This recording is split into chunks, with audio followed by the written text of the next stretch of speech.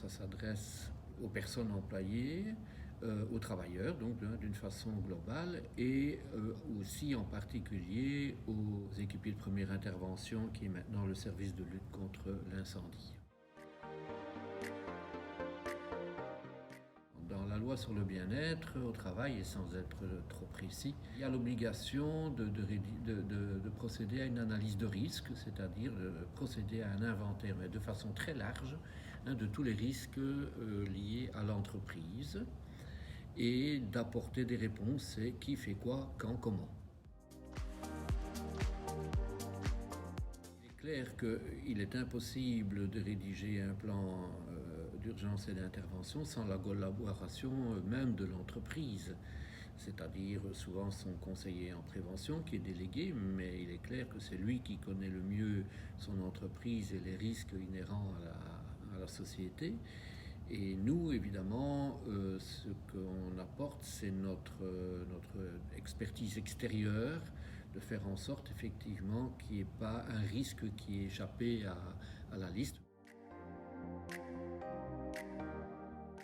Chaque modification dans une entreprise ou sur une installation ou une réorganisation du personnel va engendrer une révision du plan d'urgence interne.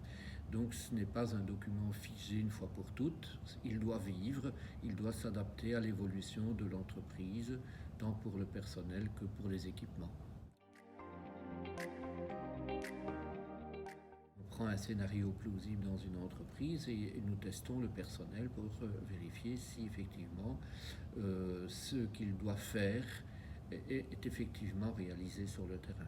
Et puis on établit une ligne du temps avec les actions attendues et par qui, et si effectivement lors de l'exercice ces actions attendues sont effectives, si elles sont vraiment réalisées. Et puis le but évidemment ce n'est pas de critiquer le comportement des intervenants, mais c'est bien d'en tirer un profit et pour voir s'il n'y a pas une faille au niveau de la compréhension, de la formation, de l'information, etc. Donc il faut prendre les exercices comme étant des éléments positifs et pas une mise en échec des intervenants. Nous avons les personnes compétentes pour aider l'entreprise. On a aussi l'expérience, on a pas mal d'expérience. Donc nous sommes, sans vouloir nous mettre en exergue, l'institution désignée pour aider les entreprises et les institutions. En tout cas, on a une grande expérience en la matière.